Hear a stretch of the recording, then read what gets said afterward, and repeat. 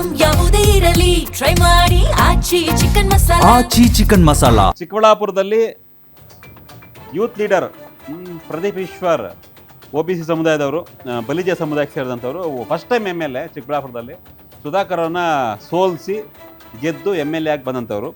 ಯುವಕರ ಕೋಟಾದಲ್ಲಿ ಶಾಸಕ ಅಂದರೆ ಮಿನಿಸ್ಟರ್ ಪೋಸ್ಟ್ ಕೇಳ್ತಾ ಇದ್ದಾರೆ, ಚಿಕ್ಕಬಳ್ಳಾಪುರದಿಂದ ನನಗೆ ಕೊಡಿ ಈ ಬಾರಿ ಅಂತ. MC ಸುಧಾಕರ್ ಕೊಟ್ಟಿಲ್ಲ ಈ ಸಲ, ಅವ್ರು ಮಾಜಿ ಆಗಿದ್ದಾರೆ. ನನಗೆ ಕೊಡಿ ಒಂದು ಅವಕಾಶನ, ನಾನು ಹಿಂದುಳಿದ ಸಮುದಾಯಕ್ಕೆ ಸೇರಿದ್ದೀನಿ, ನೆಕ್ಸ್ಟು OBC ಅಂದರೆ ಅಹಿಂದ ನಾಯಕನಾಗಿ ಬೆಳೆಯುವಂಥ ಎಲ್ಲ ಲಕ್ಷಣ ನನಗಿದೆ ಅನ್ನೋದನ್ನ ಅವ್ರು ಕ್ಲೈಮ್ ಮಾಡ್ತಾ ಇದ್ದಾರೆ.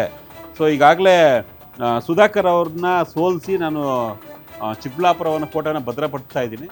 ಈ ಮಂತ್ರಿ ಆದರೆ ಮತ್ತಷ್ಟು ಅದನ್ನ ಮುಂದುವರ್ಕೊಂಡು ಹೋಗ್ತೀನಿ ಅನ್ನೋ ಲೆಕ್ಕಾಚಾರ. ಬಟ್ ಮೊನ್ನೆ ಕುಮಾರಸ್ವಾಮಿ ವರ್ಸಸ್ ಪ್ರದೀಪ್ ಈಶ್ವರ್ ಆಗಿತ್ತು, ಸ್ವಲ್ಪ ಡ್ಯಾಮೇಜ್ ಏನಾದ್ರು ಆಯ್ತಾಗ ಅಂತ. ಅಲ್ಲ, ಅವ್ರ ಕ್ಷೇತ್ರದಲ್ಲಿ ಡ್ಯಾಮೇಜ್ ಆಗಿರ್ಬೋದೇನೋ, ಬಟ್ ಪಕ್ಷದಲ್ಲಿ ಅದು ಅವ್ರಿಗೆ ಸ್ವಲ್ಪ ಪ್ರಾಫಿಟ್ಟೇ ಆಗಿದೆ. ಅದು DK ಶಿವಕುಮಾರ್ ಅವ್ರನ್ನ ಸಮರ್ಥನೆ ಮಾಡ್ಕೊಂಡು ಕೊಟ್ಟಂತಹ ಹೇಳಿಕೆ. ಹಾಗಾಗಿ DK ಶಿವಕುಮಾರ್ ಅವ್ರು ನಿಂತ್ಕೊಂಡ್ರು, ಸಿದ್ದರಾಮಯ್ಯ ಅವರು ಕೂಡ ನಿಂತ್ಕೊಂಡ್ರು. ಪದೇ ಪದೇ ಸಿದ್ದರಾಮಯ್ಯ ಅವ್ರಿಗಿಂತೂ ಹೆಚ್ಚು ಇತ್ತೀಚೆಗೆ ಅವ್ರು ಹೇಳ್ತಾರೆ, ನಾನು OBC ಅಂತ. ಕುಮಾರಸ್ವಾಮಿ ಅಹಿಂದ ಅಂತ ಹೇಳ್ಬಿಟ್ಟು ಕುಮಾರಸ್ವಾಮಿ ಬೆಂಬಲಿಗರು ಅಟ್ಯಾಕ್ ಮಾಡಿದ ತಕ್ಷಣ ಬೇರೆ ಸ್ಟೇಟ್ಮೆಂಟ್ ಏನು ಕೊಡ್ಲಿಲ್ಲ. ನಾನೊಬ್ಬ OBC, ನಾನೊಬ್ಬ ಹಿಂದುಳಿದ ಒಬ್ಬ ಯುವ ನಾಯಕ, ನನ್ನನ್ನ ಬೆಳೆಯಕ್ ಬಿಡ್ತಿಲ್ಲ ಅನ್ನುವಂಥದ್ದನ್ನು ಹೇಳ್ತಿದ್ರು.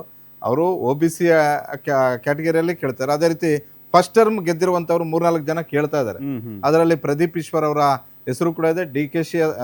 ಮುಖ್ಯಮಂತ್ರಿ DK ಶಿವಕುಮಾರ್ ಹತ್ರನೂ ಕೇಳಿದ್ದಾರೆ, ಮಾಜಿ ಮುಖ್ಯಮಂತ್ರಿ ಸಿದ್ದರಾಮಯ್ಯ ಅವ್ರ ಹತ್ರನೂ ಕೂಡ ಕೇಳಿದ್ದಾರೆ. ಕೇಳಿ ಈಗಿರುವಂತಹ 224 ಶಾಸಕರ ಪೈಕಿ ಯಾರಿಗಾದ್ರೂ ಸ್ವಲ್ಪ ಮೈಂಡ್ ಬದಲಾವಣೆ ಮಾಡು ಅಂತ ಹೇಳಿದ್ರೆ ಒಂದು ಮಾತಿನಲ್ಲೇ ಒಂದು. ಚಿಕ್ಕಬಳ್ಳಾಪುರದಲ್ಲಿ ಈಗ MC ಸುಧಾಕರ್ ಕೊಟ್ಟಾಯ್ತು, ಕಾಂಗ್ರೆಸ್ ಶಾಸಕರಿರೋದು ಇವರು ಪ್ರದೀಪ್ ಈಶ್ವರು, ಅದು ಬಿಟ್ರೆ ಸುಬ್ಬಾರೆಡ್ಡಿ ಇಂಡಿಪೆಂಡೆಂಟ್ MLA, ಇನ್ನು ಉಳಿದವರು JDS. ಹೀಗಾಗಿ ಅವಕಾಶ ಕೊಡ್ಬೋದೇನೋ ಪ್ರದೀಪ್ ಈಶ್ವರ್. ಅದೇ ಸುಬ್ಬಾರೆಡ್ಡಿ ಮತ್ತೆ ಇವ್ರು ಇಬ್ಬರಲ್ಲೂ ಬಹಳ ಫೈಟ್ ಇದೆ ಜಿಲ್ಲಾವಾರು ನೋಡಿದಾಗ.